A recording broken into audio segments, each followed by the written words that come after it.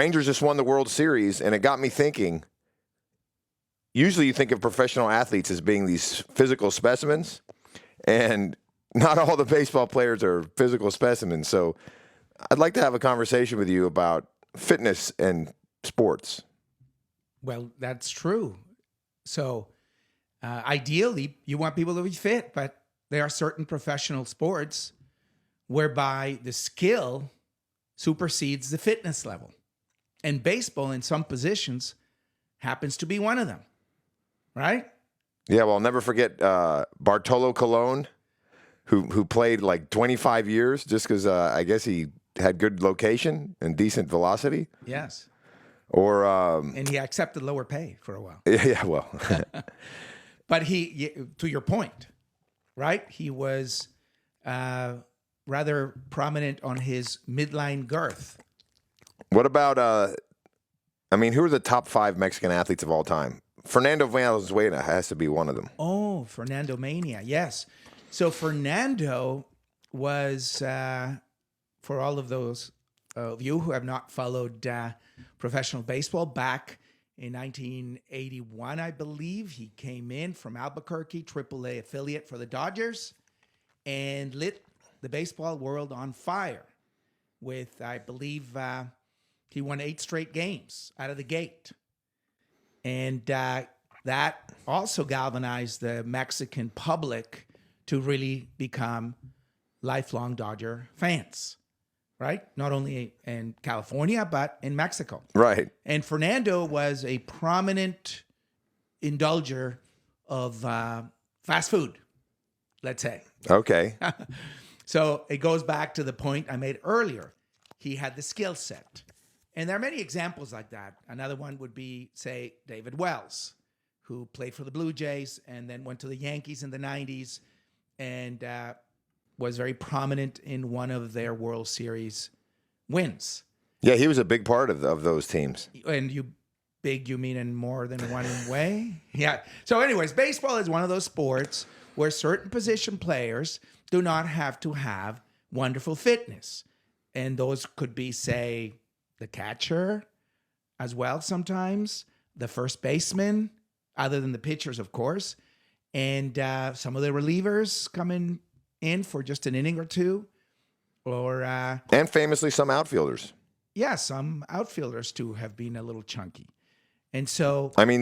isn't Babe Ruth considered either the greatest or the at least top 3 greatest baseball players of all time? Yes, that would be so. And certainly the Babe racked up the pounds sometime when he was still a fairly young man in his mid to late 20s. Yeah, because he was svelte in the beginning when he was a pitcher and everything, but it was only, he became larger than life and famously would eat as many hot dogs as he possibly could. Among other things, yes.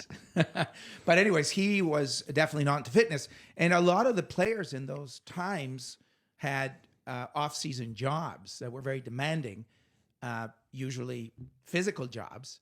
So fitness might come accidentally through those type of employment necessities at the time because they weren't being paid much, so they needed to supplement their income. So at the same time, fitness was not a highly recommended off-season program as it is today, for example. Right. Well, right? Yeah. But, there are many other sports. And again, we could go through baseball, and every year we can list a handful of those who are very skilled, because not only throwing the baseball across a small plate from, I guess it's 90 feet. No, is it 90 feet? No, 60 feet. 66, right? 66, yeah. 60.6, yeah. 6 feet, 6 inches. It's incredibly difficult, especially on a consistent basis, especially if you're cherry picking the corners and changing the pitch type and so on. All those baseball experts know. But the skill to do that at times does not depend on the weight of the individual. And again, at the World Series, the last game that was on television, we had CC Sabathia as well as another of those incredibly talented individuals at throwing a baseball, but rather voluminous girth as well. Probably not the fittest guy on the field for any of the teams he played for.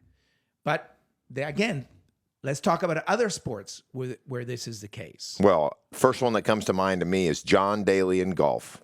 John Daly in golf is a great example. He's not the only one, but No, there are many others. So golf is another sport where a lot of people can excel, right?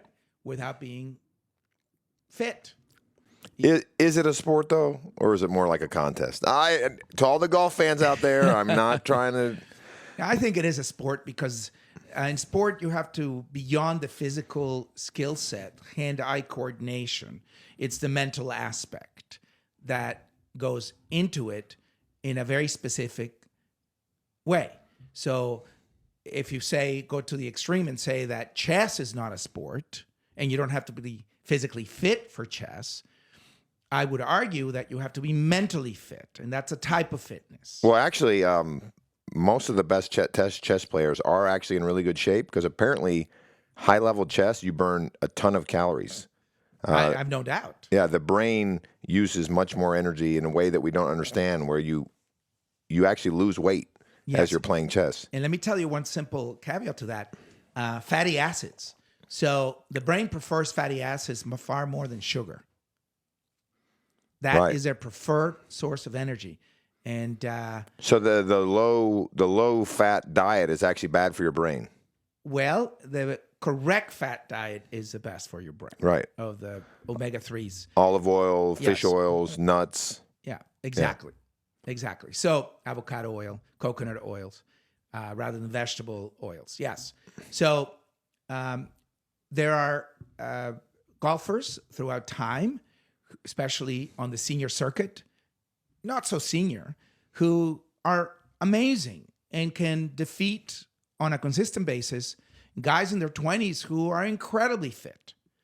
But I must say, guys like Tiger Woods, who had both the physical, the mental fitness, the technique fitness, those guys are phenomenal. And we admire their ability. Well, and nowadays, I think golfers take that stuff more seriously. Lifting weights does help you have a little more. Remember when we were young, lifting weights was considered bad for you. It would make you tight. It wouldn't make you able to have the same flexibility. And of course, now we know that that was all just a priori nonsense that sort of seemed like it made sense, but didn't actually work. Exactly. So a sport, for example, like basketball, I think you have to be incredibly fit or there's no way you're going to have any kind of career, especially a long-lasting career. So by the nature of it, just because you're running back and forth. So did you hear the quote from Jokic lately when he played against Chet Holmgren? Tell me. He said, yeah, he's a pretty good young player, but he needs to get fatter. So right now, two of the best players in the world are Jokic and Luka. Yes. And neither one is a paragon of fitness. So I think basketball is a sport where skill is so important. Yes. That obviously for longevity and to have a long career, you have to be in amazing shape. Yes. But I think in short bursts, we all remember the round mound of rebound, Charles Barkley. Correct. Now, even he admits there was a too fat. Like when he first came into the league, one of the things that Moses Malone helped him do was lose some weight. Yes. But even he played at a heavier weight than most players, and I think it was helpful. I think Luka's advantage and Jokic's is that most of the NBA players are so skinny. So maybe it doesn't make your career last longer, but a little girth helps because just body mass hitting body mass is helpful. Yes, those are all great points. It has helped all those three examples you gave. But those are the exception. The vast majority are more like Kobe Bryant and not like Shaquille O'Neal. Right. Right? Shaquille O'Neal was, again, a superlative physical specimen, incredibly aggressive, especially in his early years when he had fitness and had that speed up and down the court. Well, I think he was quick. I think he was better when he was younger. The Orlando years was a better Shaq than I think in the LA years. And no doubt.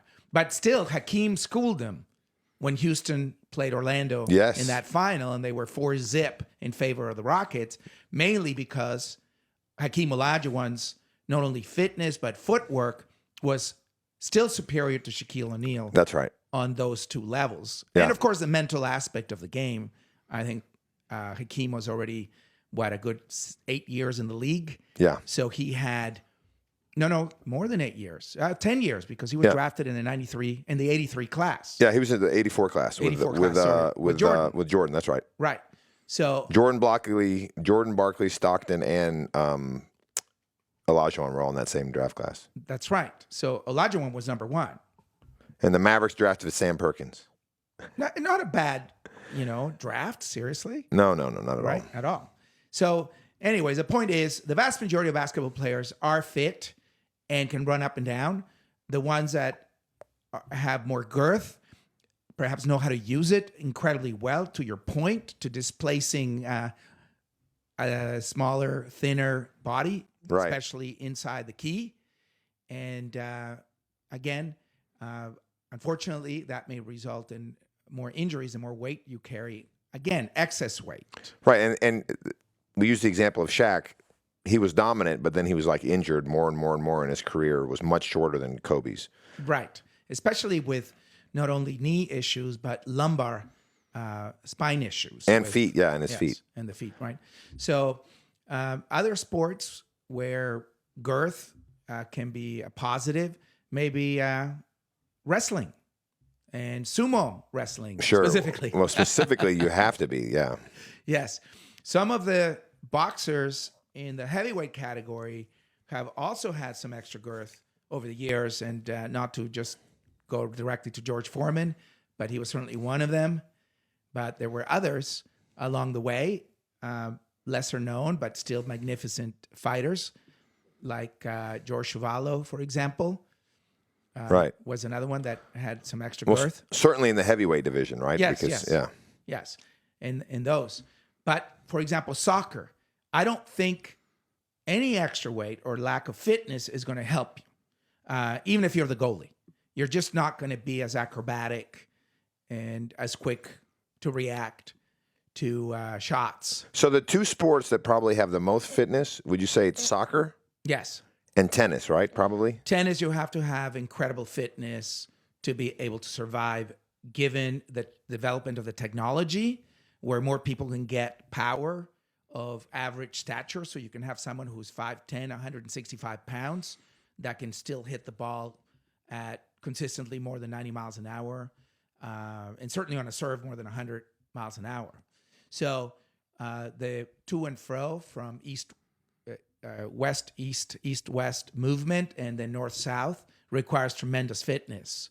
I heard somewhere that it's an argument, but it's either soccer players or tennis players running the most distance of any sport. Yeah, it depends on the position of the soccer player. So if you're talking about a midfielder, perhaps a forward, yes, it could equal a tennis player that's playing 5 sets, say at the U.S. Open on a hard court, that's going back and forth for almost 4 to 5 hours. That's an impressive amount of fitness, especially given the heat in New York in September. So soccer players, tennis players, but also cyclists. Cyclists have to have incredible fitness. Oh, wow. Yeah, I didn't think of that one. Yeah, that is a big one. Whereas, for example, weightlifters, the ones that are doing Powerlifting and and so on, can have extra girth. And that can factor into better performance, not only at the Olympic, but professional level. So high-level weightlifting is one of those where the athlete can have not optimal fitness, because muscle strength often isn't necessarily dependent on the girth of the individual, right? Otherwise, we wouldn't have as many bouncers in the U.S., right? That's if right. you just at the say, hey, nightclubs. only fit guys that have 4% body fat can be a bouncer, you'd have no bouncers in the U.S. That's because right. you become a big guy and punch the shit out of a thin, fit guy every day. So there's some sports like American football. Yes. Or right. football for the Americans listening. Yeah, let's talk about that. Or rugby, where some positions you have to be incredibly fit, Yes. but other positions it actually helps to be overweight. Yes. And that's encouraged since the preteen years for those young men who are going to be linemen offensive or defensive linemen, or even some that are going to play, say, linebackers to get bulky, to get extra pounds through excessive caloric intake and some weightlifting, of course. Right. Right? It's a combination nowadays, of course, and has been for a long time. But those young men that reach, say, as teenagers, over 250 pounds and are playing offensive or defensive line positions, and whose goal is to hopefully get a scholarship and play at the college level, especially in D1, and are being recruited because of that size, that is, unfortunately, in the end, detrimental to their health. Well, that's what I wanted to ask you. Yes. So, as a cardiologist, let's dial in. Yes. What is the result of these kids doing that, being overweight for even, because, a lot of players, the second they stop playing football, Yes. they cut the weight because it takes an excessive amount, like a gross amount of eating in order to be that big.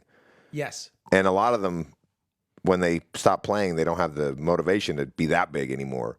Correct. But what happens long term, even if you lose the weight, what are the long term effects of being that big from a young age till your 30s? Well, unfortunately, that starts you on the road towards insulin resistance, prediabetes, and diabetes, depending on your family genetics, if you're predisposed to that.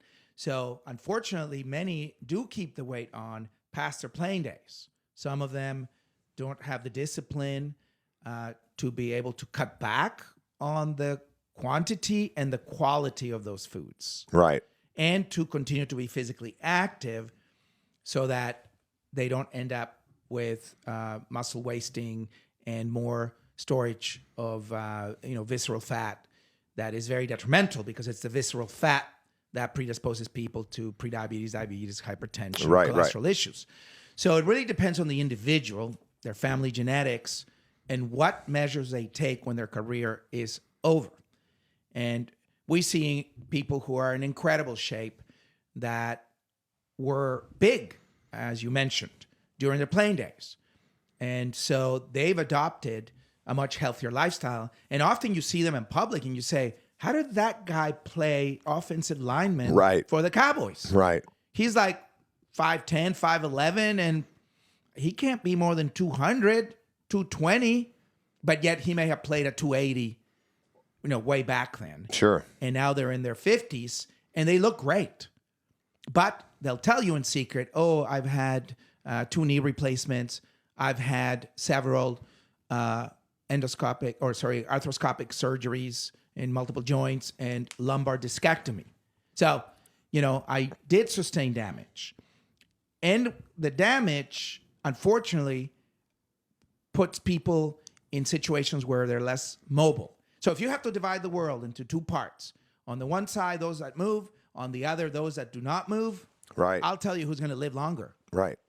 All other things being equal, if you move every day, 30 minutes or more, especially if you do some resistance training at least 3 times a week, you're going to live longer than if you don't, because you're not going to develop the geriatric diseases. In other words, aging, what we now call geroscience.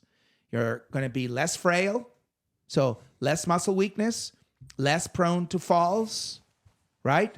You're going to be able to do more of your daily activities that give you pleasure and purpose, and you're going to have also less cognitive decline.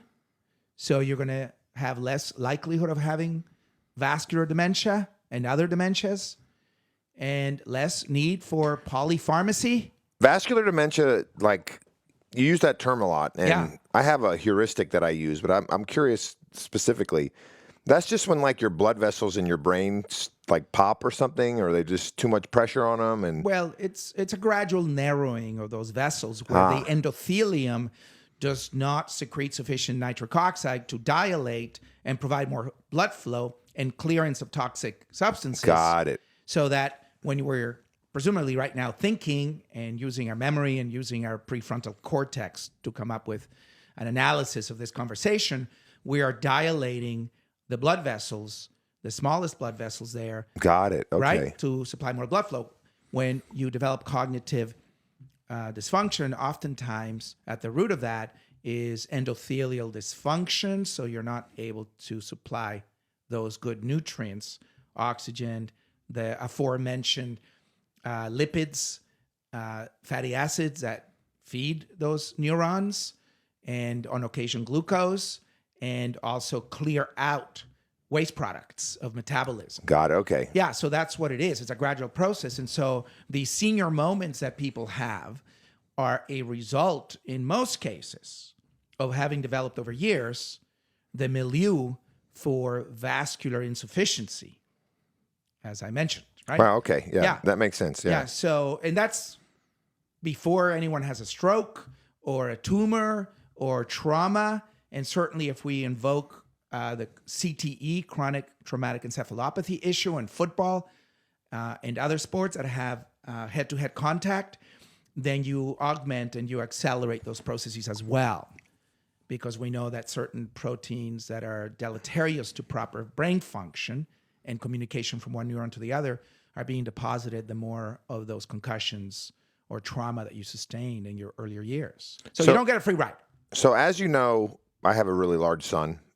The football coaches, when he walks down the halls, bite their knuckles. Yes. Because he's huge. Yes. I am not letting him play football. Right. As a cardiologist, what's your recommendation? Because obviously there's a whole social aspect to it. Yes. There's a group dynamic to it. He gets left out of some of the events that they all go together and bonding. Yes. Would you let Winston play football, or do you think I'm doing the right thing? Well, By the way, he has no interest. He doesn't Yes, want to get but- hit, so it's not a question. But if he did want to play, should I let him? Because middle school, I know that it's the safest sport for young kids, right? Yes. Because of all the padding and stuff. But by high school, aren't they already starting to see some of the CTE effects? What do you think on that? What's your expert opinion? Okay, in an ideal world for socialization as a young kid, I would let him play football.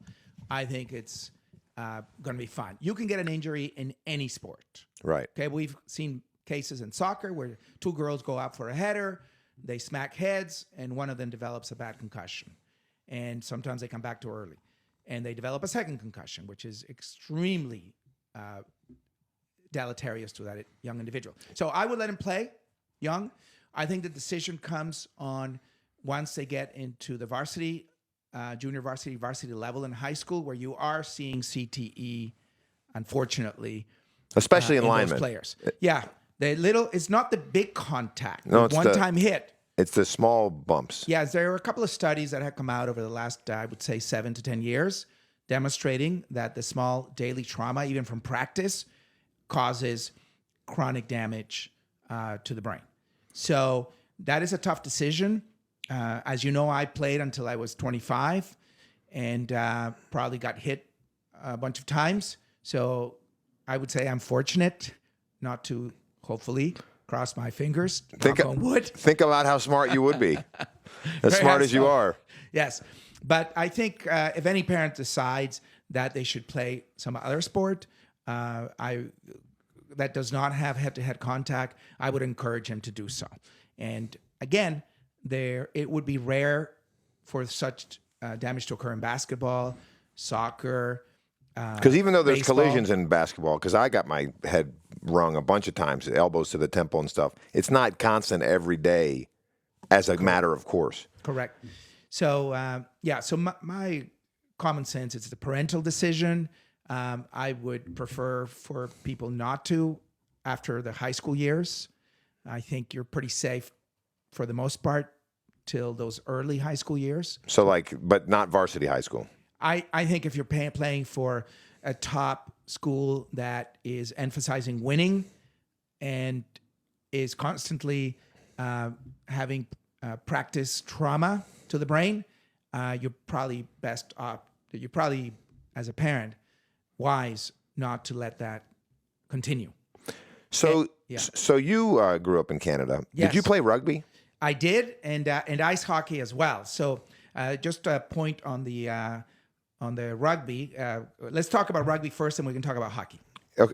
Or we don't have to talk about hockey, but let's start with the with the rugby. No, So, my only point on hockey is that you have to be incredibly fit to be a hockey player. oh, yeah. And very rarely people say, well, what about the goalie? The goalies are very fit. Right. If you want to take off their equipment, their voluminous amount of equipment, you go, that's the goalie? Right. Well, The because guy's cut. you got to have quickness. Yes, they are incredibly flexible as well. Their hand-eye coordination is incredible. They're incredibly gutsy. They obviously sacrifice body for the team, but they're incredibly fit. Right. Most of them. I have not seen very many unfit goalies from a physical standpoint, and of course, they're mentally strong as nails. So, rugby. Yeah, rugby. So, growing up, people would say, "Oh, yeah, you think football's tough?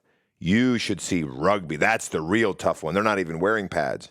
And as you know, I went to school in England, where rugby. Bath, where I went to school, has one of the famous professional rugby clubs, Right. and so a lot of the kids went there just to play rugby. It was a big deal, and a lot of the people on our football team were ex-rugby players or disillusioned rugby players, and they would come play football for the first time. So every year you'd have maybe half the team were guys who had never played before, and then the veterans sort of would fill out the team, and that's how we would make our team. To a man, every single person said football was much more brutal than rugby, and it's not close. Not close. For two reasons. Number one, and pretty obviously, in rugby, the only person getting hit is the guy with the ball. Right. You have the scrum, but that's different. That's more like a grinding, pushing sort of like tug of war type sensation. That's not the impacts. Right. In football, anyone can hit anyone at any time. Yes. So that just creates much more violence. And the other thing that you don't think of, even though it makes sense once you do think of it, in rugby, you're not wearing any pads. It's like boxing without gloves. If you got a glove on, you can swing with all your might. It's not going to hurt your hand. Right. It's the same in football. When you're wearing that armor, you feel invincible. So you accelerate into somebody using your head. Right. If you're not wearing the pads, you're not accelerating with your head. You're breaking down and wrapping up. So the combination of the pads making it easier to hit each other at full speed and the fact that everyone's hitting everyone on every play, without question, everyone would say, "Oh my God, I played rugby 10 years. This is the worst I've ever felt in my life. This is the most brutal sport." Well, okay, great points. I would add that one or two others. Yeah. Which is you're not wearing a helmet in rugby, so you're doing tackling, good old-fashioned tackling of the ball carrier. Right. Right. So the ball carrier on occasion gets thrown to the ground, a little rough, but you're landing on grass, not a synthetic surface. Right. Most the colleges and high schools play rugby on grass, right? So you're less likely to use the head as a weapon and or to have, as you kind of mentioned already, that extra confidence that you're not going to get hurt because your head has a nice helmet around it. Right. So you go into a tackle with far more ferocity, and oftentimes we criticize that a lot of football players do not tackle properly, right? They're trying to hit rather than old-fashioned Knute Rockne tackling with the arms, using the shoulder, head to the side, and not using your head as a spear. We're thinking of you, Livingston. What's his name? Stephon Gilmore. Yes, exactly. Anyway, so Cowboys lost last night. So the helmet makes a big difference in how one approaches an impact. And I think with rugby, you're more likely to sustain fewer injuries, more scratches perhaps, yes, Yeah. but not concussion-type injuries or broken bone-type injuries. Or just the extreme amount of contusions. Yes, or knee injuries, because someone's coming in with a shoulder pad and a helmet into your knee, which is not meant to take such a force, especially from particular angles, right? I mean, and a lot of the injuries in football aren't from the other team. They're from your own teammates. You're trying to tackle somebody. I mean, the worst injury Yes. I ever got in my life, I was trying to tackle the quarterback. My hand was on his helmet, Yeah. and this he's in the Hall of Fame, the British College Hall of Fame, safety comes flying helmet to helmet, made a sandwich with my hand. Right. Yeah. And so you had hopefully not broken fingers or at least not, severely injured, but it hurt. Yeah. I mean, the bruise was there for weeks. So one of the three players that's in the British Hall of Fame for football hit you, right? Yeah. Yeah. Okay. So good point, though. So I think football, like hockey, can be extremely brutal at times. And hockey, you're landing on ice as well, or against the boards. And that is where a lot of the injuries do occur, right? Right. And on occasion, people will use a stick as a weapon, which is, again, incredibly injurious to people, especially if they hit you in a place where you don't have pads. Right. Like the back of the leg or the ankles. So they all have their, I guess, subtleties, and they try to brag which one is the more, difficult or aggressive one. And, people have different bragging rights. So they're all violent sports. There are a couple of others, of course, that go along with that. But the last part is summer athletics and Olympic Games. There are very few athletes that are not fit. And yes, we can point to the shot putters and we can point to the discus throwers, where bulk, when you develop torque. That's right. Right? And G-force to fling the object, whether the ball or the discus, or, in some cases a javelin. But for the most part, those athletes are amazingly fit. And it is hard to compete at a world-class level unless you are in that category of high fitness. Well, that makes me actually think of something. So when you think of someone who's fit, you think of someone who has stamina. As well, yes. But the sprinters, because of their high incidence of fast twitch muscle, yes, a lot of them don't actually have stamina in that way that you would think of a fit person. Like, oh, he can run a mile. Well, not necessarily. If he's that finely tuned, fast twitch, he's fit in a way. He looks cut. He looks amazing. But you'd be surprised. Some of those guys cannot go long distance. What do they say? Horses for courses? Yes, I agree. But that's a type of fitness that's very unique to the sprinters and, say, to the swimmers that do the 50 meter, 100 meters, but cannot do, swim the 800 meters, for example. Right. Or the medley where they're using different muscle groups. So it's the same thing, but they're all incredibly fit for their event. Right? That's where they practice for. That's where they were sub-selected from early on to develop that type of ability to, they had the underlying muscular optimal functionality, and then they developed it with hopefully great nutrition, coaching, strength training. Whereas, say, other individuals who have long legs, short torsos, have different type of muscle, as you mentioned, and so they're able to run the marathon and do 5-minute mile or less over the 26 plus mile event. Right. At an incredible pace, where they're under 2 hours for the marathon event in the Olympics, which is just unbelievable. Out of reach for most of us who do not have such genetics. Right. And others who have those near genetics but spend most of their life working at it can reach that level. That's what's amazing. So you can train yourself to be a triathlete, an extreme athlete in a variety of different arenas, whether winter sports or summer, sports. But overall, they're incredibly fit. That's my point. You won't see the chubby bunny pitcher or chubby bunny designated hitter or first baseman that you look at him and you go, hey, my bartender is fitter than that guy. Right. And you might be right. But he can't throw it at 98 miles an hour on the quarter inch of the plate outside corner and strike out a guy in the 9th inning with 2 men on and 3-2 on the count. And that is impressive because they do have mental fitness to be able to do that. And that's a rarity as well. It makes me think of that level of skill. You think of the original Ronaldo, the phenomenon. Yes. who, when he was young, some people say that was the greatest that anyone's ever been, even though it didn't last very long. Right. He was still effective in his older age when he was no longer fit. Yes.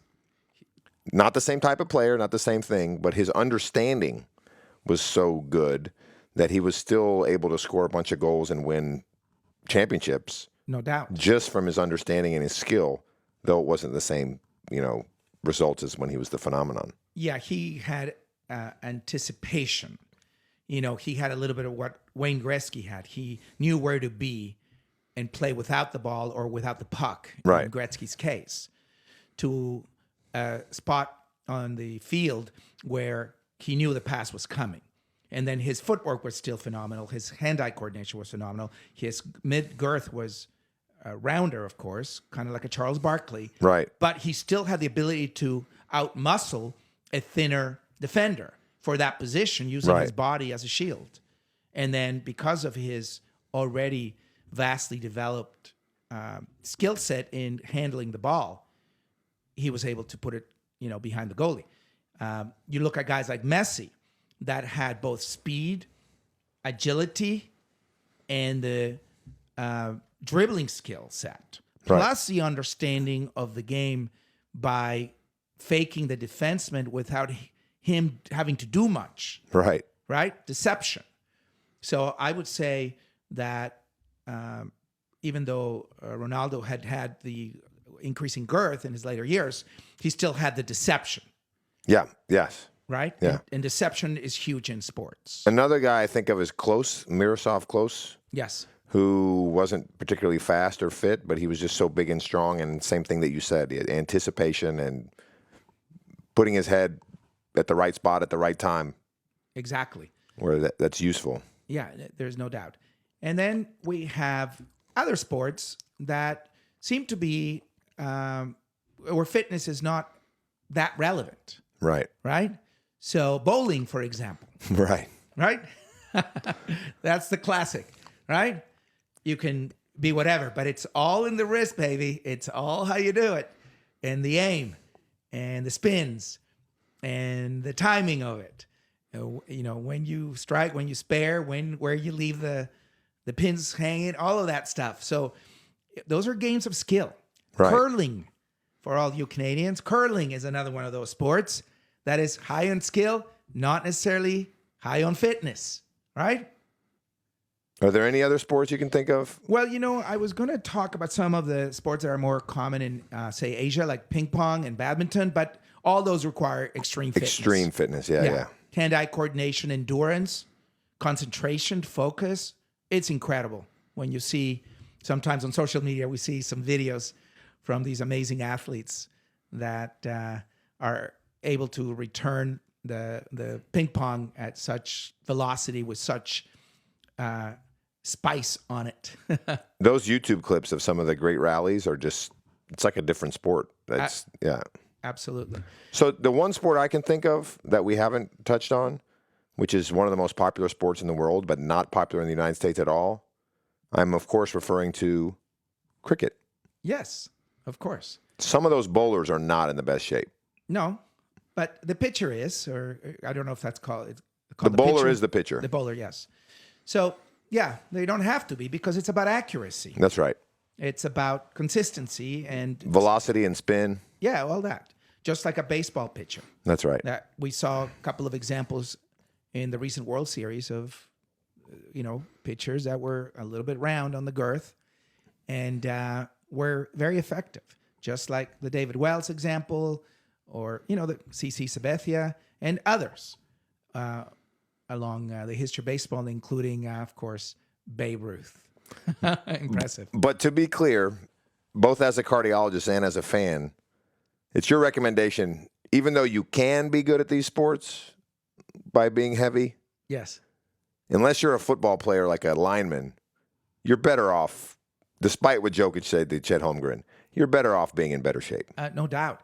And, I want to pay a tribute to Jackie Robinson, who we know it's one of our baseball national heroes, athlete of all time for reasons that we all understand. But he was a type 2 diabetic. So he had the genetics for type 2 diabetes. So his nutrition, I'm going to venture and go on a limb, may not have been optimal. He may not have been aware.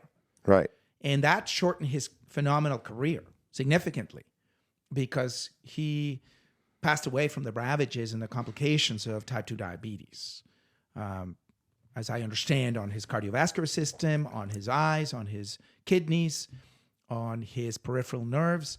So he manifested those complications. So there are many athletes who are predisposed to developing diabetes. So anyways, my point is, it's better to know early what your genetics are so you can get the right nutrition, level of fitness to keep you going longer past your playing days. Right. That's right. Right? And then, so that's about it, I would say. Well, thanks everybody for joining us for the Leverage Podcast. This has been a fascinating discussion, Federico, about fitness and sports. Please like and subscribe us on YouTube. You can find us on Instagram, TikTok, and Facebook. I look forward to seeing you guys again.